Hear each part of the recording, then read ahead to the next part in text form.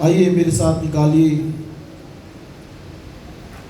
افسیوں کے نام اور اس کا پہلا باب اور اس کی پہلی آیت سے۔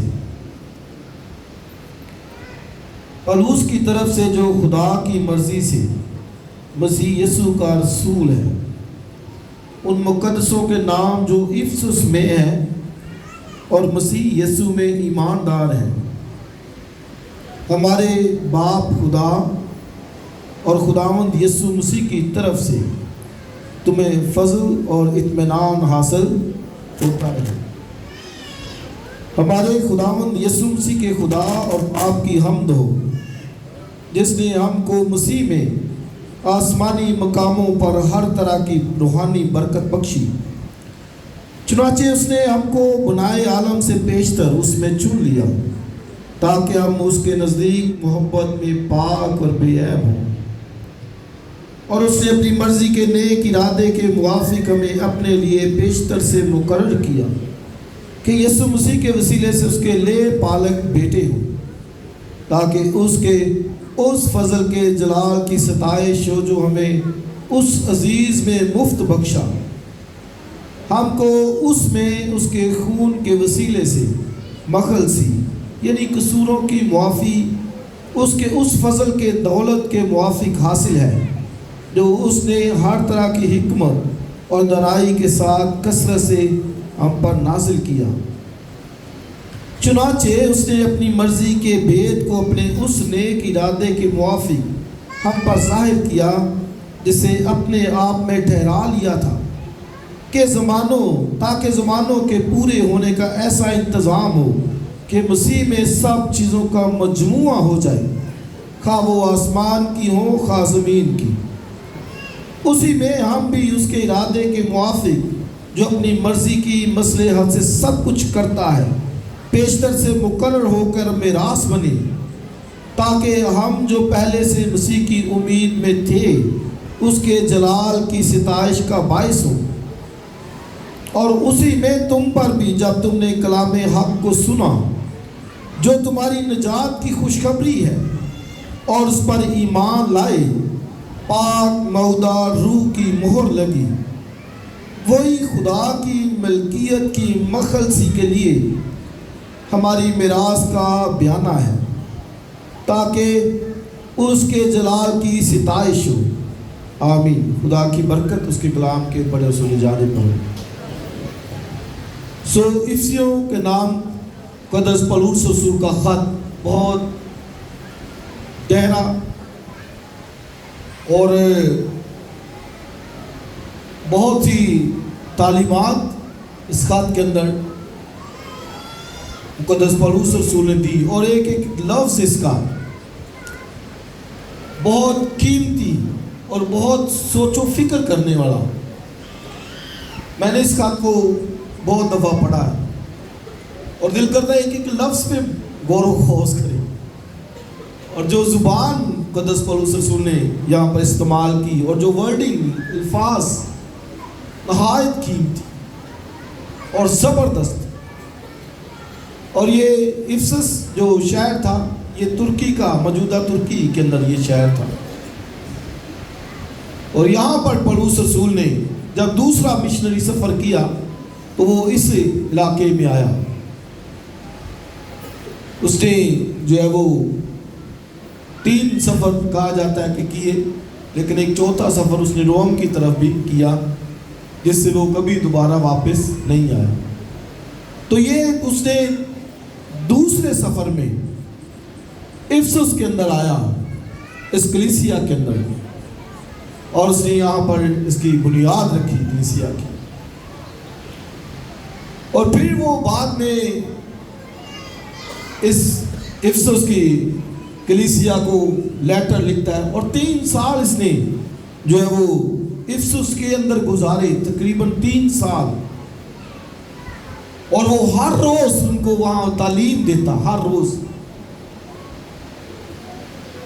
اور آئیے ذرا اس حوالے کو ایک پڑھیں، ذرا اعمال کی کتاب نکالی،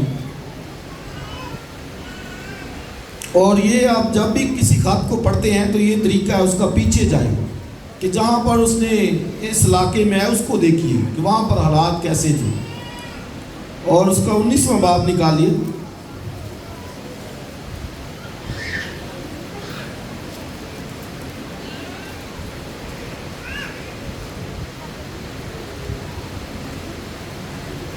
اور اس کی 8ویں آیت، باقی بھی ساری پڑھنے والی ہے لیکن اب ہم 8ویں آیت سے پڑھتے ہیں۔ پھر وہ عبادت خانے میں جا کر 3 مہینے تک دلیری سے بولتا، اور آگے ذرا پڑھیں، اور خدا کی بادشاہی کی بابت بحث کرتا اور لوگوں کو قائل کرتا رہا۔ ٹھیک ہے جی، تو افسس کے اندر 3 مہینے تک دلیری سے یہودیوں کے ساتھ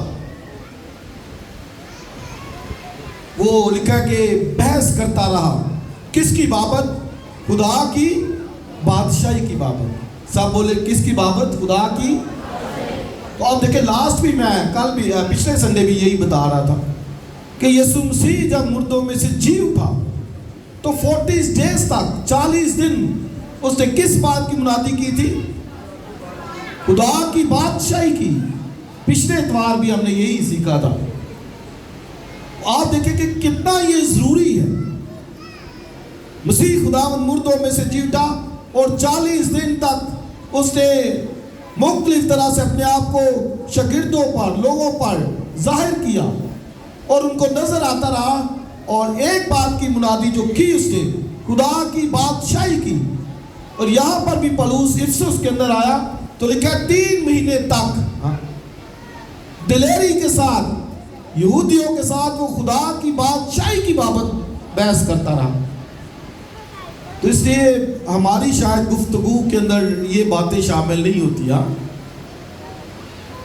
کبھی نہیں ہوتی ہے، لیکن آپ دیکھیں کہ جب مسیح خداوند جانے سے پہلے یہی بات کرتا ہے پولس رسول اسی بات کو، تو یہ ہماری بھی گفتگو کا حصہ ہو۔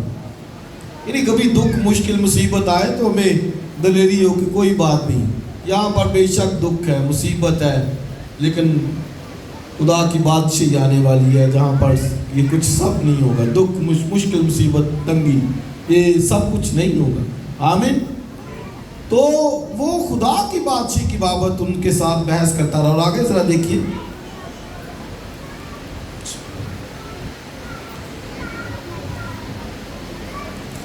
کیا لکھا ہے وہاں پر؟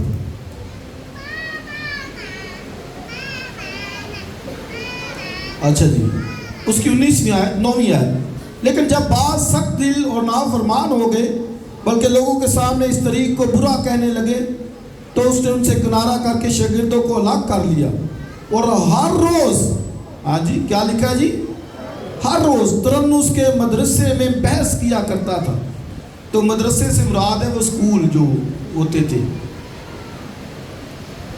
وہ 2 برس تک یہی ہوتا رہا۔ کتنے برس تک؟ یہاں تک کہ آسیا کے رہنے والوں، کیا یہودی کیا یونانی، سب نے خداوند کا کلام سنا۔ آمین۔ آسیا یہ صوبہ ہے، جس طرح ہمارا صوبہ ہے نا، صوبہ ہم پنجاب کے صوبے میں ہیں، آسیا بھی ایک صوبہ ہے، یہودیہ بھی ایک صوبہ ہے، ایک آسیا صوبہ ہے، اور ایک اخیا صوبہ ہے فلسطین کے۔ تو یہ آسیا کے صوبے ترکی کے شہر کے اندر افسس ایک شہر ہے جہاں پر پولس رسول وہاں گیا ہے، اور 2 برس تک لکھا ہر روز۔ ہم تو ادھر ہفتے میں 1 دفعہ آتے ہیں نا، تو آپ دیکھیں وہ بھی کئی دفعہ مشکل لگتا ہے، ہر روز۔ اور میں کتاب میں پڑھ رہا تھا تقریباً 5 گھنٹے پولس رسول کام کرتا صبح 11 بجے سے لے کر کوئی 1 بجے تک، اور پھر وہ دوسری کلاس اس کی شروع ہو جاتی۔ یعنی اپنا چونکہ گزارا بھی کرنا ہے تو 5 گھنٹے کام کرتا، اور پھر کوئی 4-5 گھنٹے کی کلاس وہ یہ ٹیچنگ ہوتی۔ تو آپ دیکھیں کتنا، اور لکھا ڈیلی افسس کے اندر، کہتا ہے یہاں تک کہ سارے آسیا کے اندر لکھا ہے سب لوگوں نے خدا کا کلام سن لیا ہے۔ یہ ہے پولس کی خدمت، منسٹری، یہ ہے منسٹری بیسکلی۔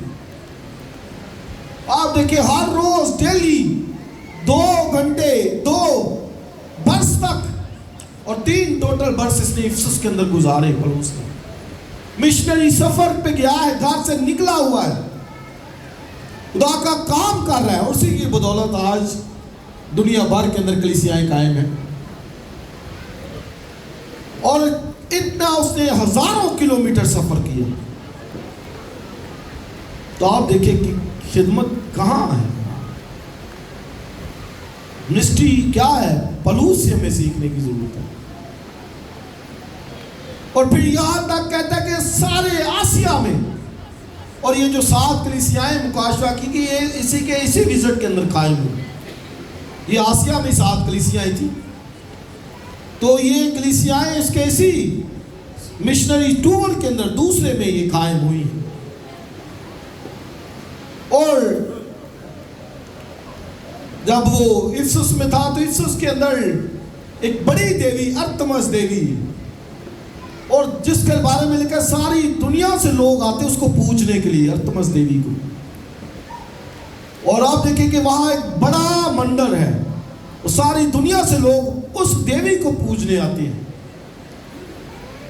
پولس نے اپنا ایک نیا سلسلہ شروع کر لیا, اور وہ یہاں پر ہی کہتے دیکھو جہان اس کا پیرو ہو گیا, پولس کا, یعنی اس کی ماننے لگے جس طرح مسیح کے پیچھے چلنے لگے.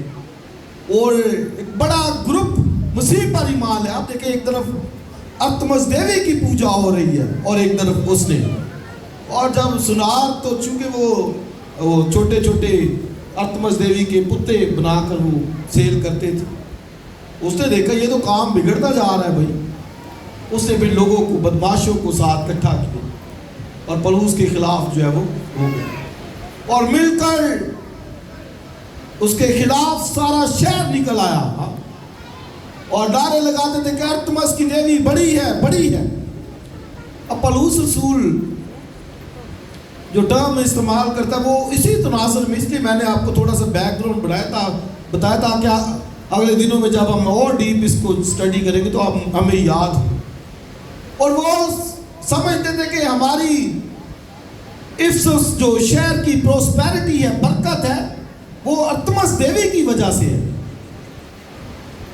وہ یہ سوچتے تھے کہ ہمارے پاس جتنی پروسپیرٹی ہے, برکت ہے, وہ کس وجہ سے ہے, کس وجہ سے ہے, ارتمس دیوی کی وجہ سے برکت ہے. تو اور پولس وہ کہتا ہے کہ نہیں, وہ ارتمس دیوی کی وجہ سے نہیں, وہ یسوع کی وجہ سے ہے.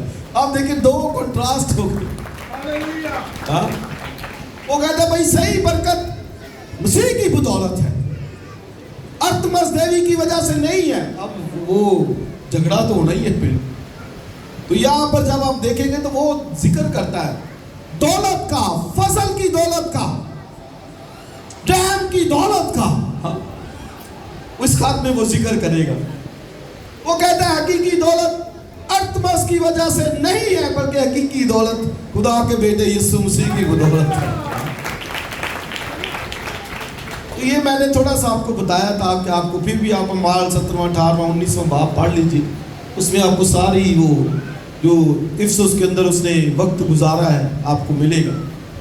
تو پھر یہ ان کو اس کلیسیا کو لیٹر لکھتا ہے, افسس کی کلیسیا کو. اور آپ ذرا افسیوں کے پولس کے پہلے خط میں ذرا ان لفظوں کو دیکھیے, وہ کیا کہتا ہے. پہلی آیت سے, پولس کی طرف سے جو خدا کی مرضی سے یسوع مسیح کا رسول ہے, ان مقدسوں کے نام جو افسس میں ہے اور مسیح یسوع میں ایماندار ہے.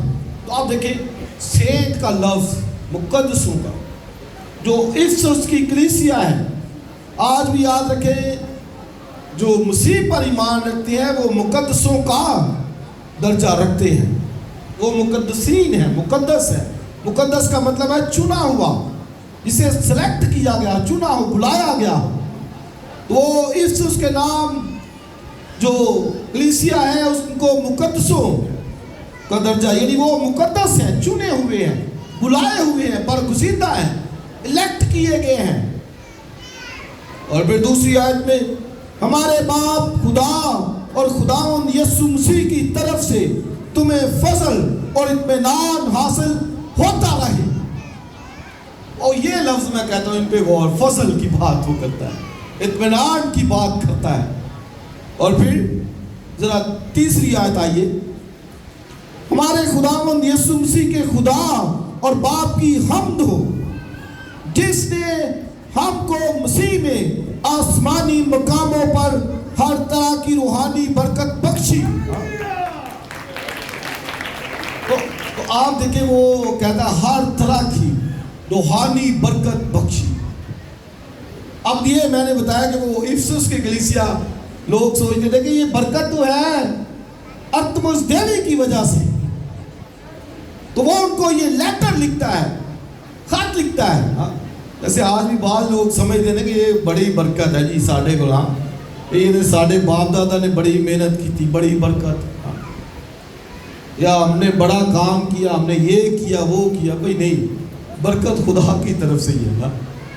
لیکن جب تک خدا آسمان سے نہ دے کوئی انسان پا نہیں سکتا.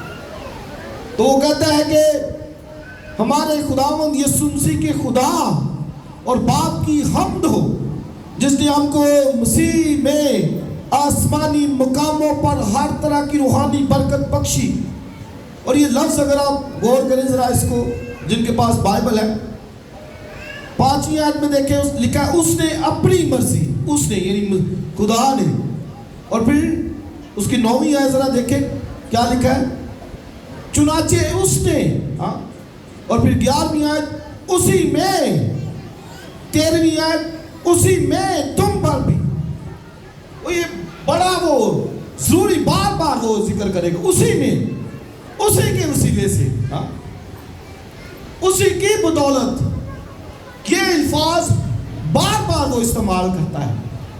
یعنی افسیوں کے نام ان کو یہ ریمائنڈ کرواتا ہے، یاد دلاتا ہے کہ یہ خدا میں جو برکات ہیں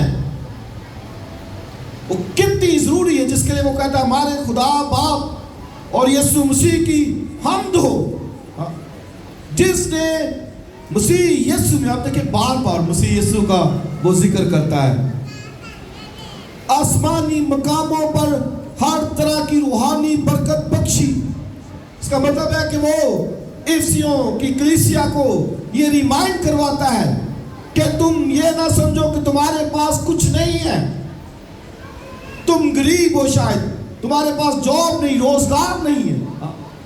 وہ ان کو کہتا ہے کہ نو، کہتا ہے ہمارے پاس ہر طرح کی روحانی برکت آسمانی مقاموں میں محفوظ ہے. ہیلیلویا. سو یہ ایک بڑی برکت کا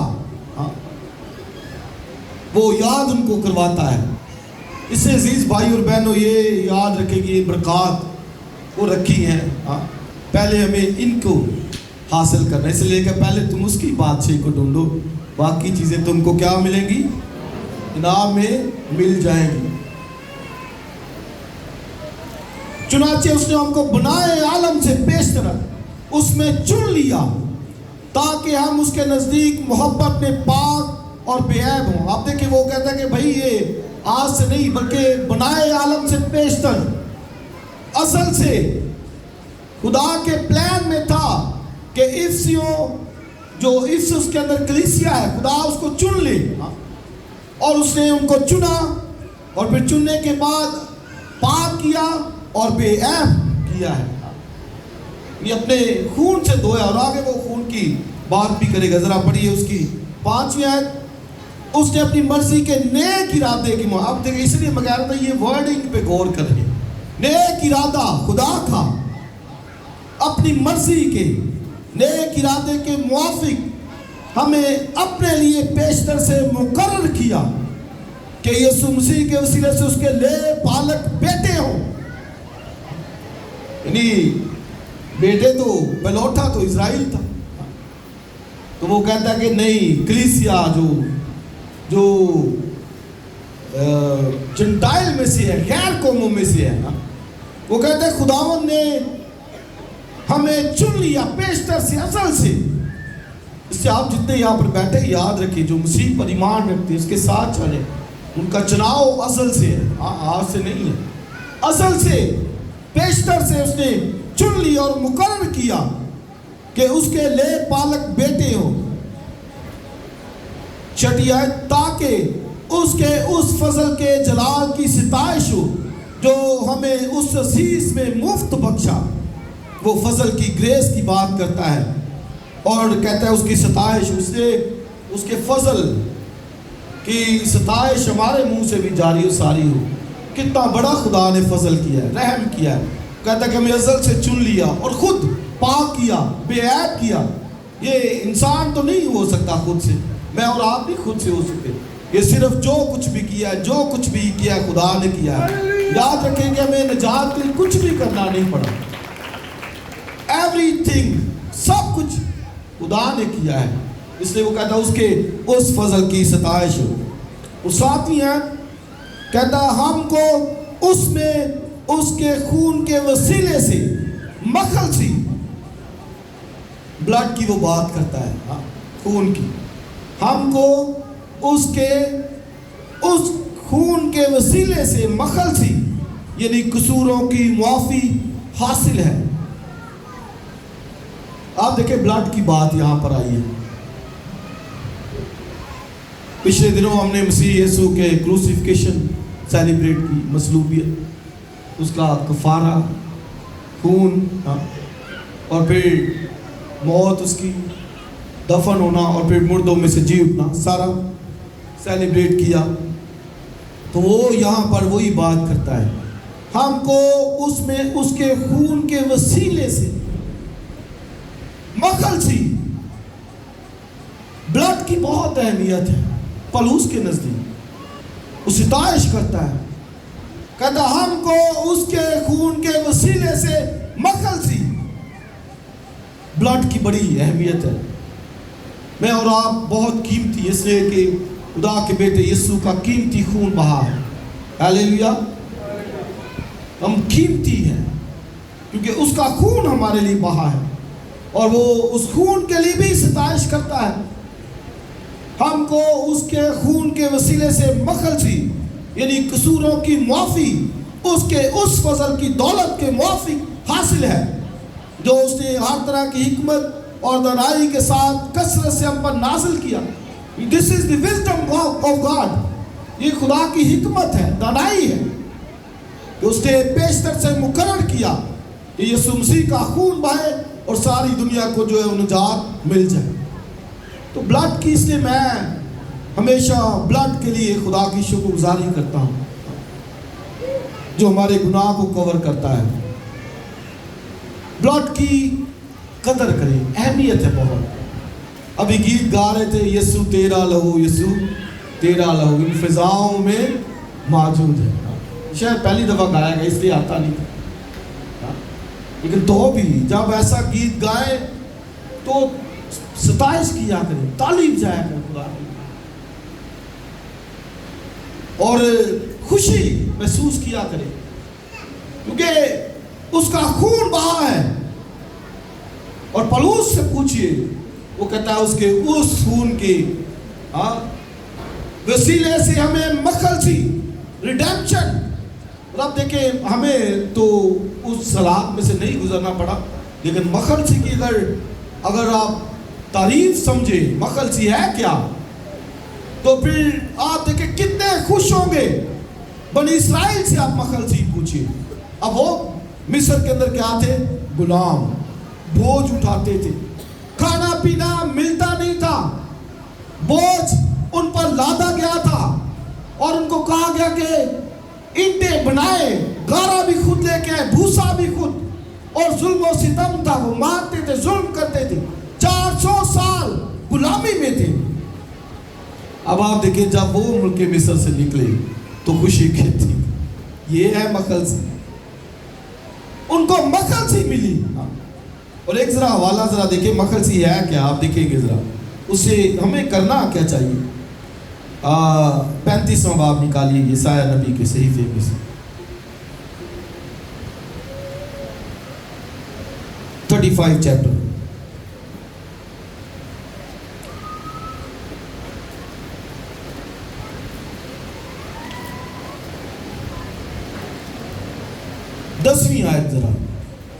25 باب 10ویں ہے.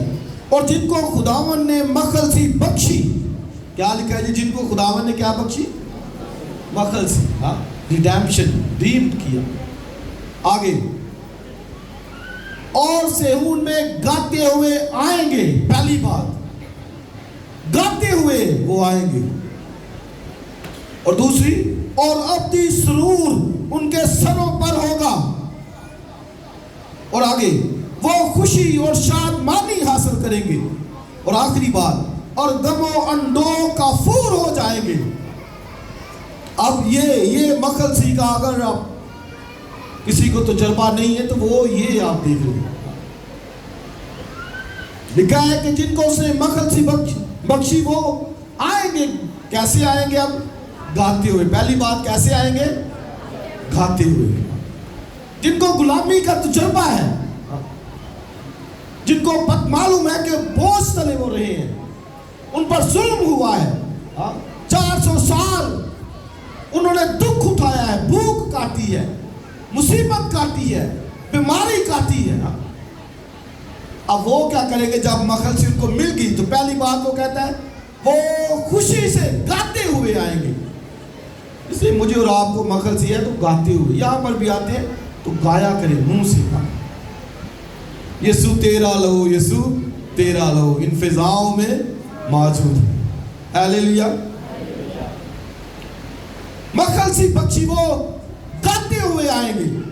اور لکھا ہے ان کے سروں کے اوپر ابدی سرور ہوگا.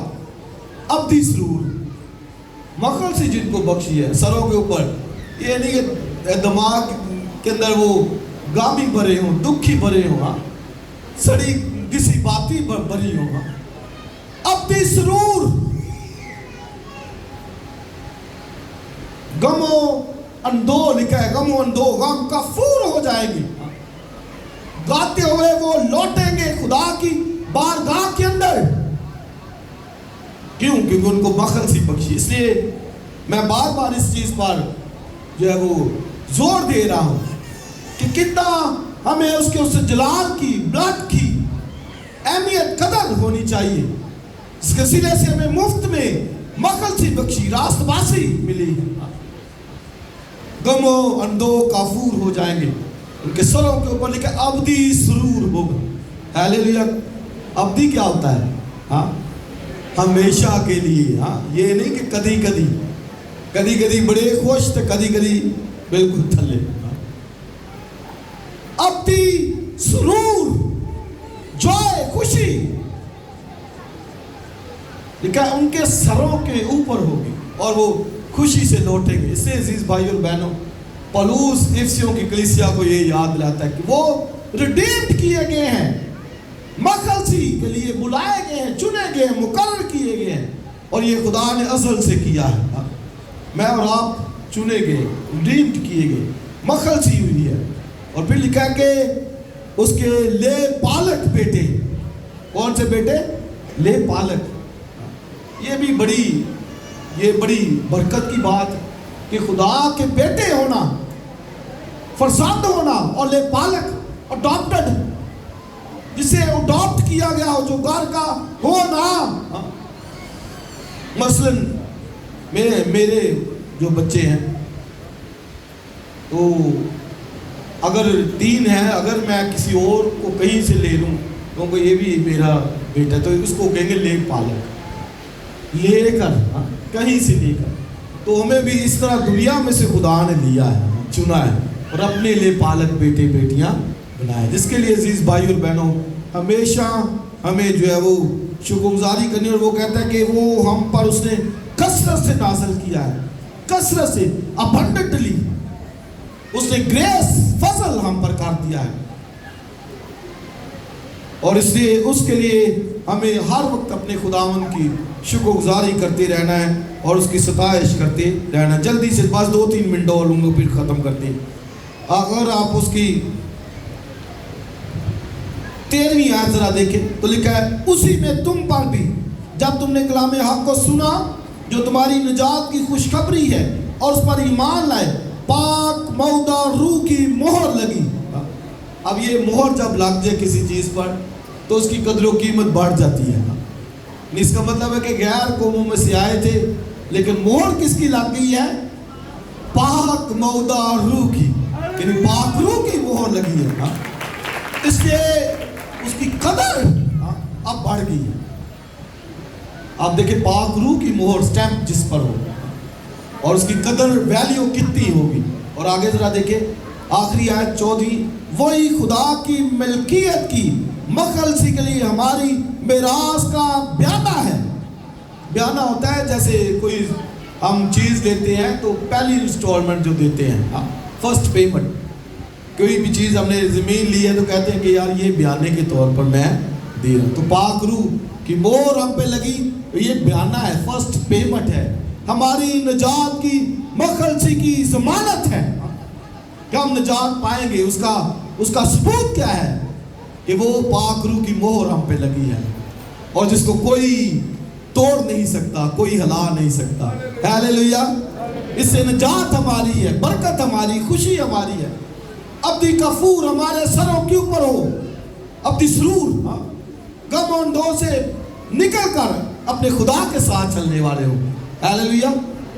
तो ये वो उनको रिमाइंड करवाता। और यही आज के लिए हमारा भी लेसन है कि आइए अपनी अहमियत को जानिए, अपनी कदर को जानिए कि मसीह में क्या बरकत हासिल है। इसलिए पौलुस बार बार कहता है उसी के वसीले से हम चुने गए, बुलाए गए, सारा कुछ वो कहता है कि ये उसी के वसीले से है। इससे उसी का नाम अब तक मुबारक हो। हमेशा अपने खुदा का नाम हमने ऊंचा करना, उसकी सताइश करनी है। और ये वो एफसियों की कलीसिया को याद दिलाता है कि हम मसीह के फजल के वसीले से, खून के वसीले से हमारी मखलसी निजात हुई है, हमने बालक बेटे बेटियां बने हैं, पाक रूह की मोहर लगी है, जिससे हमारी कदर व मंजिलत बहुत बढ़ गई है और हर तरह की बरकत हमें मसीह में आसमानी मुकामों में हासिल है। खुदा उन्हें बरकत दे।